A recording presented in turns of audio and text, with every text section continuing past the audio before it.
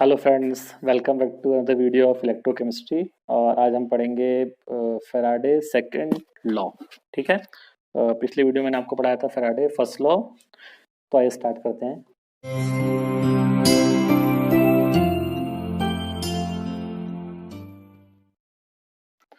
ये स्टेटमेंट मैंने पहले ही लिख दिया है फैराडे सेकंड लॉ का कि फर्स्ट लॉ तो मैं पहले ही पढ़ा चुका हूँ कि फर्स्ट लॉ हमने ये पढ़ा था कि W प्रोपोर्शनल टू जो भी आपका इलेक्ट्रोड पे जो मास डिपॉजिट होता है वो Q के प्रोपोर्शनल होता है और W इक्वल टू क्या गया था आपका ZQ आ गया था। सेकेंड लॉ क्या है, देखिए सेकेंड लॉ में ये है कि अगर आप दो या दो से ज़्यादा सेल को अगर आप सीरीज में जोड़ देते हैं, दो या दो से ज़्यादा सेल को अगर आप सीरीज में जोड़ देते हैं तो सीरीज में जोड़ने पर हमें पता है कि करंट जो है तीनों में क्या होगी, सेम फ्लो होगी। और करंट का मतलब क्या हो जाएगा, चार्ज, यानी तीनों में चार्ज क्या होगा, सेम फ्लो होगा, क्योंकि Q इक्वल टू क्या होता है इंटू टी। जब करंट सेम फ्लो होगा तो चार्ज भी क्या होगा आपका, सेम फ्लो होगा। तो सेकेंड लॉ ये कहता है कि जब दो या दो से ज़्यादा सेल को सीरीज में जोड़ दिया जाता है तो इन इलेक्ट्रोड्स पे जो आपका मास जो डिपॉजिट होता है उनके इक्विवेलेंट्स क्या होते हैं, सब इक्वल होते हैं, सब क्या होते हैं, बराबर होते हैं। जैसे मान लीजिए यहाँ पर तीन सब्सटेंस हैं A B C और तीनों को आपने, तीन सेल को आपने सीरीज में जोड़ रखा है। पहले कैथोड पे A डिपॉजिट होता है, दूसरे कैथोड पे B डिपॉजिट होता है और तीसरे कैथोड पे आपका C डिपॉजिट होता है। तो इन तीनों के इक्विवेलेंट्स क्या होंगे, समान होंगे, यानी क्या बोल सकते हैं, equivalents of A equal to equivalents of B equal to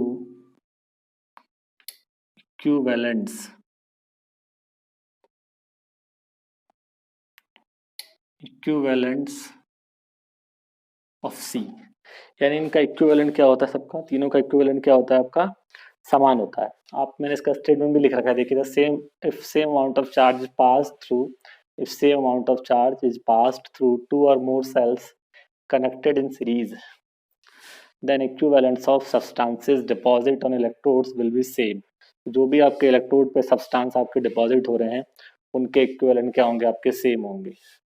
अब हम ये मान लेते हैं इक्विवेलेंस निकलता कैसे है, कैसे निकलता है, इक्विवेलेंस निकलता है आपका wait upon equivalent weight, wait upon equivalent wait. ठीक है, हम ये मान लेते हैं कि यहाँ पर जो मास डिपॉजिट हुआ उसका वेट है WA, यहाँ जो मास डिपॉजिट हुआ उसका वेट है WB, यहाँ जो मास डिपॉजिट हुआ उसका वेट है WC और इसका इक्विवेलेंट है EA, इसका इक्विवेलेंट है EB और इसका है EC, इक्विवेलेंट वेट।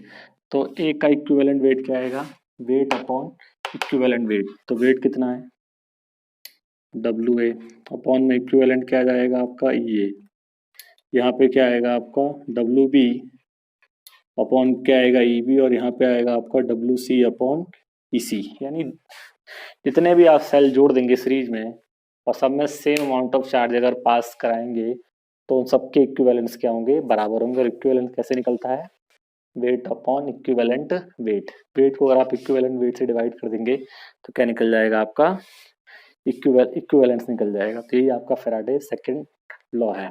मैं आशा करता हूँ कि आपको समझ में आ गया होगा। मैं इसे फटाफट एक न्यूमेरिकल करा देता हूँ जिससे आपको और ज़्यादा इसमें जो है क्लियरिटी आ जाए, इसका कंसेप्ट समझने में जो है आपको और ज़्यादा क्लियरिटी आ जाए। तो फटाफट मैं एक न्यूमेरिकल लिखता हूँ और मैं करा देता हूँ, ज़्यादा समझ में आ जाएगा आपको। क्वेश्चन है, current of current of 2 ampere is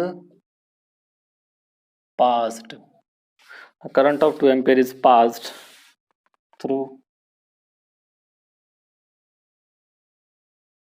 the solution of copper sulfate and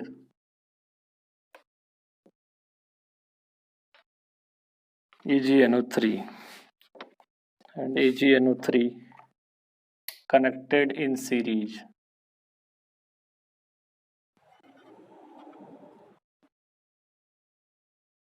connected in series.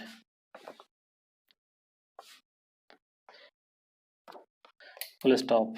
If 0.63 gram copper is deposited, then calculate the mass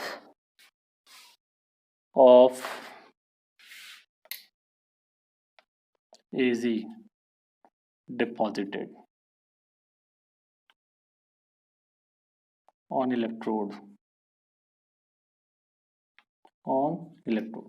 बहुत ही सिंपल सा क्वेश्चन देखिए, यहाँ पे दो सेल लिए गए हैं, एक सेल में कॉपर सल्फेट लिखा है, if a current of 2 ampere is pass through the solution of copper sulphate and AgNO3. Copper sulphate और AgNO3 का सॉल्यूशन है, दोनों से आपने 2 एम्पीयर की करंट जो है पास कराई है, कनेक्टेड इन सीरीज, दोनों सीरीज में कनेक्ट है. अगर कॉपर का जो मास डिपॉजिट हुआ है 0.63 ग्राम है, तो सिल्वर का मास जो है कितना डिपॉजिट होगा, ये फाइंड करना है. तो बहुत सिंपल है, मैंने क्या बताया कि सबसे पहले आप एक रिएक्शन नोट कर लीजिए. जो कॉपर सल्फेट है तो Cu2 प्लस 2 इलेक्ट्रॉन, ये बन जाएगा Cu. और AgNO3 में जो होगा, AgNO3 में जो है Ag किस फॉर्म में होगा, Ag प्लस की फॉर्म में होगा, तो Ag plus 1 electron equal to क्या हो जाएगा आपका Ag. अगर आप कॉपर का इक्विवेलेंट वेट निकालेंगे, तो मैंने क्या बताया था, कॉपर का इक्विवेलेंट वेट कैसे निकलेगा, कॉपर का एटॉमिक वेट कितना होता है 63 अपॉन इलेक्ट्रॉन कितना एक्सचेंज हो रहे हैं 2, तो अपॉन में आ जाएगा 2. सिल्वर का निकालेंगे तो सिल्वर का वेट कितना होता है 108, यहाँ पे कितने इलेक्ट्रॉन है 1, तो ये आ जाएगा. अब यहाँ पे आपको WCU दिया हुआ है, WCU है 0.63 ग्राम, आपको WAG निकालना है. तो क्या फॉर्मूला बताया गया था अभी आपको, WCU upon ECU equal to क्या आएगा WAG upon EG. Equivalent weight निकालना मैंने सिखा रखा है पहले. इक्विवेलेंट वेट क्या होता है, मॉलिक्यूलर वेट या atomic weight upon N factor. N factor वो होता है जितने इलेक्ट्रॉन एक्सचेंज होते हैं, तो एक्सचेंज कितने हो रहे हैं 2, तो इसका एटॉमिक वेट को 2 से डिवाइड कर देंगे, इक्विवेलेंट वेट निकल जाएगा. यहाँ पे 1 इलेक्ट्रॉन एक्सचेंज हो रहा है, तो इसके एटॉमिक वेट को आप 1 से डिवाइड कर देंगे, ये निकल जाएगा. हम वैल्यू पुट करते हैं फटाफट, 0.63 ये निकालना है हमको, और ये तुमको बताइए कितना है 108. ये हो जाएगा 100 आ जाएगा, तो WAG की वैल्यू आ जाएगी, इधर चला जाएगा, कितना आ जाएगा 108 अपॉन 100, दैट इज 1.08 ग्राम. तो सिल्वर आपका जो है 1.08 ग्राम जो है डिपॉजिट होगा. तो उस तरह से मैंने एक Faraday second law of numerical जो है करा दिया, आपको समझ में आ गया होगा, आशा करता हूँ. तो उस तरह से आपका फैराडे सेकंड लॉ जो है कंप्लीट हो गया. इस वीडियो को आप ज़्यादा शेयर करें, लाइक करें, कमेंट करें, और आप बार बार इसका अभ्यास करें, और इसको बहुत इंपॉर्टेंट एग्जाम में कई बार आया है. ठीक है, थैंक्स फॉर वॉचिंग.